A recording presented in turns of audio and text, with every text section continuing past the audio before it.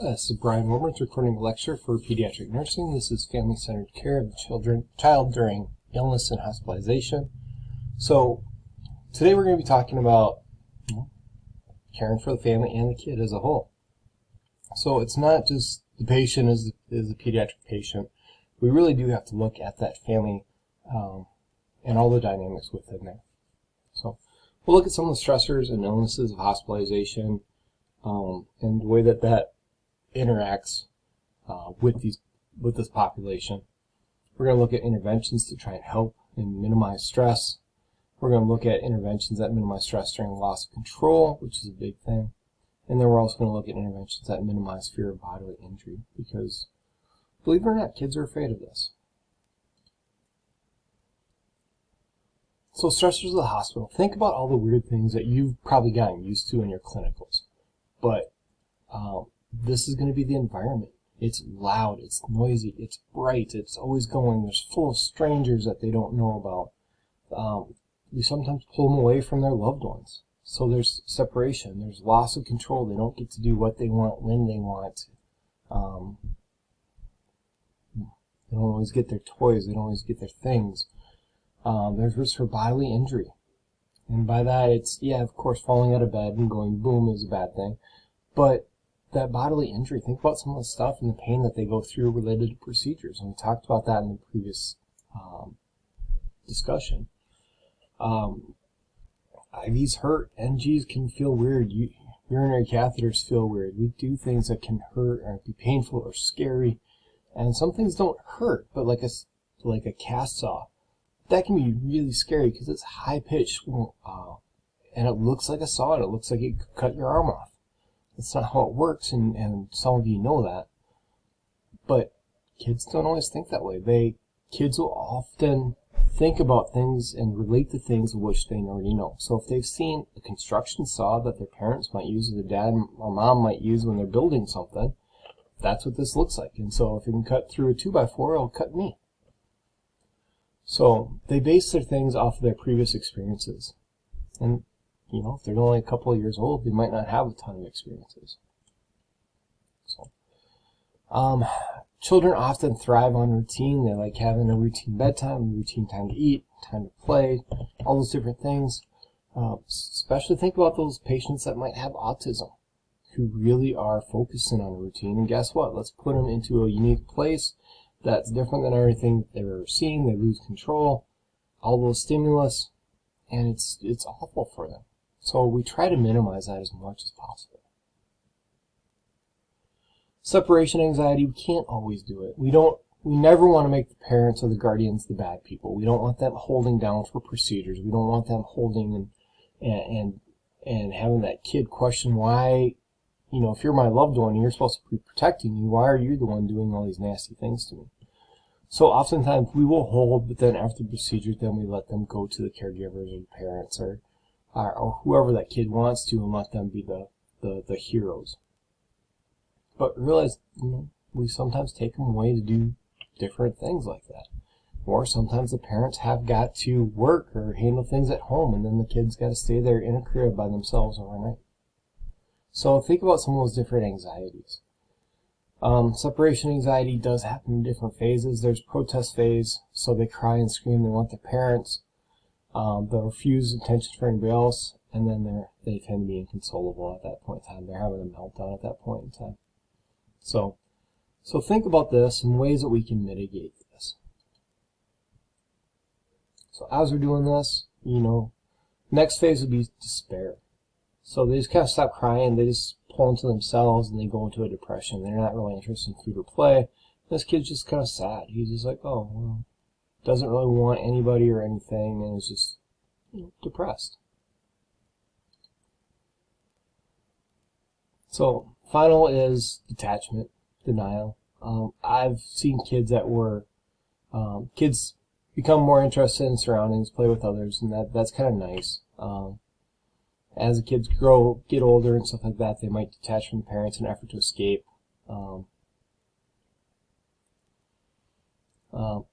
Unfortunately, I have seen this progress sometimes where they don't like their parents.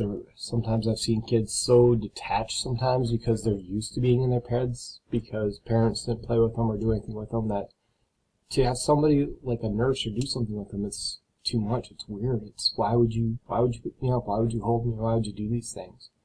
So realize that we have to tailor this on a very individual basis, but realize that separation anxiety is real. It's also real for parents too. They think about the unique position that you're in. Somebody's giving you their child and trusting you. They don't know anything about you in some of these cases. They expect that you pass a nursing program, that you've got a degree, that you're certified, and that you're a trustworthy person, but they've met you for, 5 minutes, maybe? And they trust you to care for them. Or maybe sometimes they haven't even met you yet. Maybe you're coming on and they haven't even seen you yet. So realize that there are separation anxiety for parents as well as for the kids during this event. But this is a good article for some of this stuff. Talks about separation anxiety, talks about some of the things that you can use, like their blankets, their toys, or other things like that, and those things can help.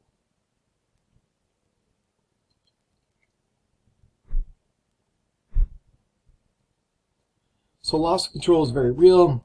Imagine if we did that to you, it'd be a big stressor.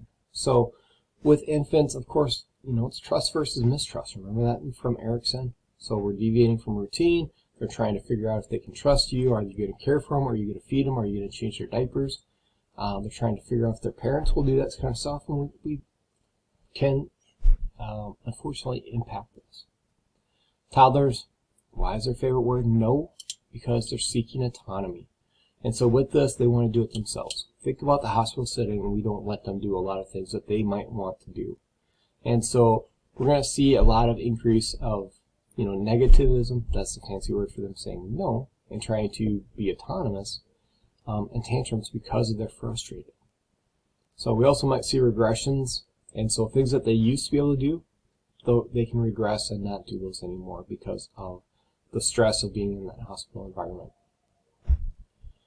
Preschoolers, they don't like being restricted, of course. That their routines are altered. They're dependent on some other people. This is all weird for them. Kids can also be famous for magical thinking that something was happened because of them, and this can be a very common situation. Would be like even for like a sibling. So I wish that something bad would happen to my brother because he took my toy, and then all of a sudden he's in the hospital. And oh my God, it was my magical thinking that put my brother in the hospital, and I'm to blame for this. And so there are some magical thinking moments of this, as well as there's some other, the literal aspects of this that we'll cover in a little bit. School-age kids, so they're striving to be productive. You can utilize this. You can have them help do blood pressures or help do chores or tasks or different things like that. Here, hold this, do this. That does promote their independence a little bit, and they do like that. But you have to realize that they're still in the hospital. They don't get to do what they want when they want, or according to routines that they have. Adolescents, they are trying to exert their independence. Once again, they're trying to break away from their parents, and they want to be different from their folks, but the similar as to their friends. And so along with that, they don't like losing control. They don't want to be seen as weird or different than their peers. If their whole peer group has green or purple hair, they're fine with it as long as they match what their peer groups are doing. So being in the hospital with different tubes in different places and different, procedures, that's different. And if they have to be on a different diet or take different meds or do different things than their peers, they don't like that. And so that's a loss of control, and it's a loss of their peer groups. And they also wonder what their peer groups will think about them if they see them and they've got these funny things going on, or will my friends even remember that I'm in the hospital? So be aware that some of this can happen, and they can get angry and frustrated because of that. With adolescents, do your best to try and inform them, talk to them as adults. They do appreciate that. They might not always verbalize that at the moment, but make sure that you have some locus of control if you can.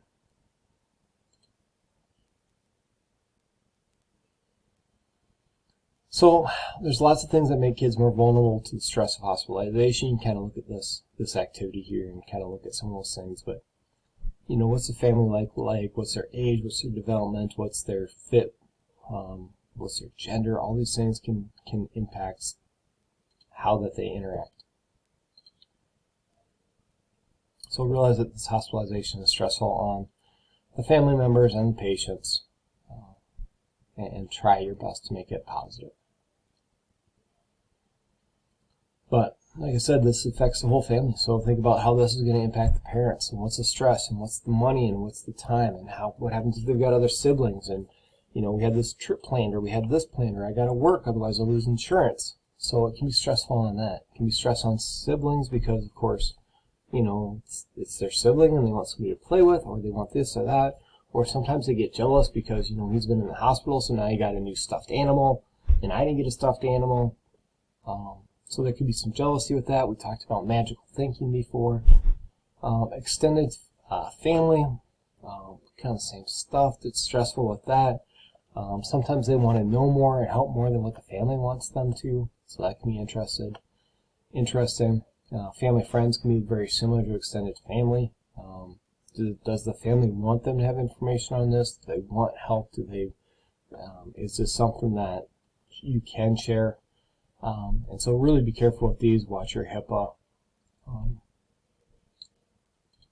But realize that they can have stress in all those different categories. So, look at some of those stressful events. We prep for hospitalization as much as possible. We have nights where they can come in and they can see an operating room if that's what's going to go on. We have Child Life, which is wonderful. They will help out in a variety of different things. You'll see them do some preps with some of the dolls and teddy bears and different stuff like that. If people are aware of things, that helps out so much. And so Child Life can help do a lot of prep work. They can calm them down. They can talk them through different procedures, and they're phenomenal. Try to prevent and minimize separatization. Allow the parents and family members to sleep in the room if that's what the child wants and if that's what the family wants. Have those transitional objects such as their blankets and their pacifiers and their toys and those kind of things.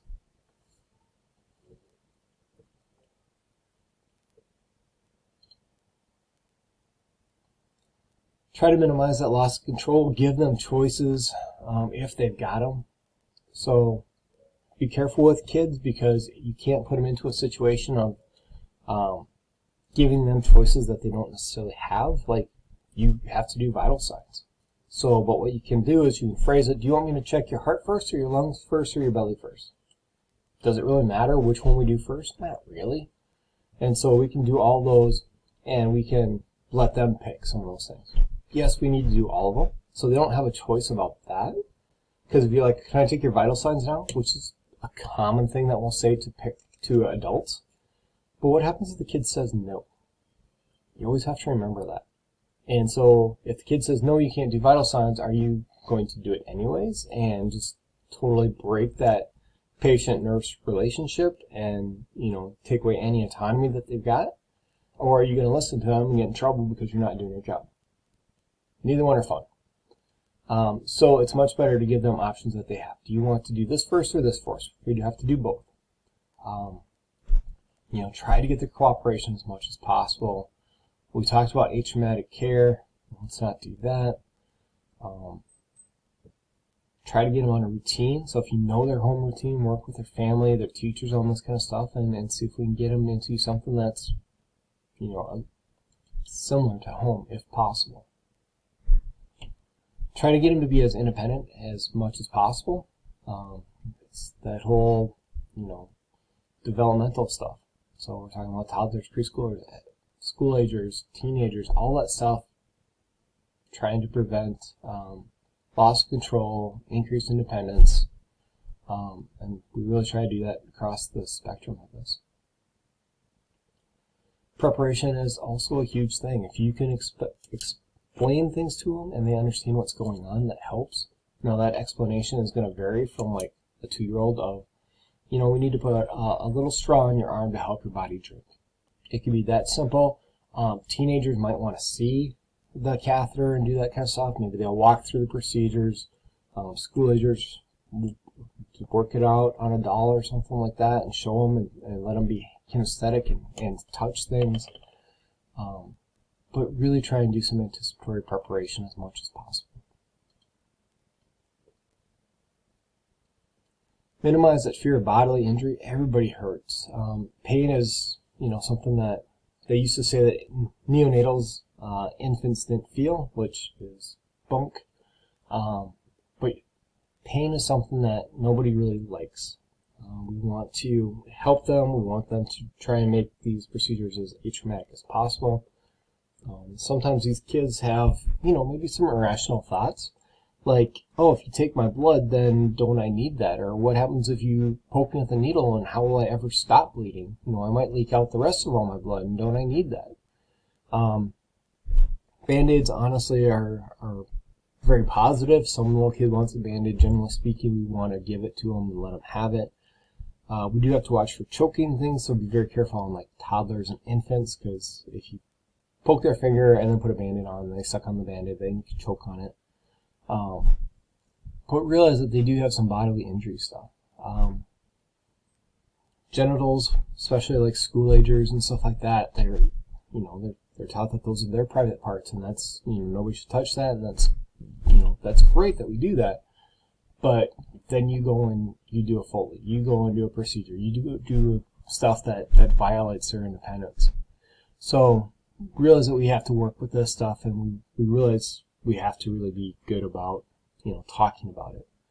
When we do it, we also have to watch medical jargon. When we start talking about IVs and stuff like that, you are smart enough to realize that the bigger the number, the higher the smaller the needle. But if you didn't know that, a 24 gauge needle probably sounds a lot bigger than an 18 gauge needle. And so oftentimes in the pediatric realm, we'll use colors. Oh, let's get instead of this green one, we'll use a blue one or a pink one or a yellow one. And that's a little bit more friendly. So watch your words, watch your terms, and try to make it as nice as possible.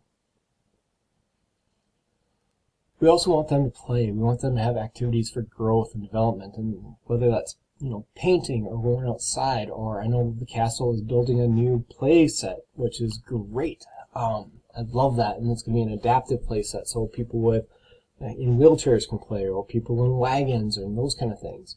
And so we want them to have fun, and we still expect them to do some schoolwork. We still expect them to do these things as a kid, in addition to all the medical stuff that we make them do sometimes. Support the family, we talked about that, but what do they need? So talk to them, see what they need. Do they need a social worker to come help with some financial stuff? Do they need a chaplain to come and pray with them? Do they need a nurse just to explain some of the procedures? Do they need the doctor to come and talk about, plan of care? Support that family as much as possible, because it's stressful for everybody. The other thing that this does is if you can support the family really well and the parents really well, and they feel better about things, that internal stress doesn't get put on the kid, because the kids can pick up on that stuff quite readily.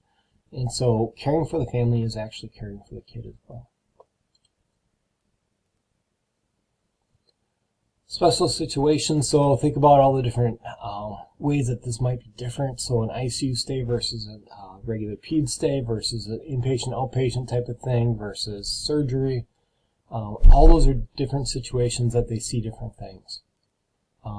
As we're doing COVID and stuff like that, think about PAPRs, or if they've got TB. And what does that PAPR reflect, and how scary is that? And when they can't hear you clearly, and you can't communicate clearly, and you look like you're some space alien that's coming into their room to do something, and they don't know what. So realize that these special situations, you're going to have to be a little extra special with these patients. So that concludes this discussion on family-centered care of the child during illness and hospitalization. If you have questions, reach out to me, talk to me. But just consider about some of these things when these kids are in the hospital and the way that you can make their life a little bit better.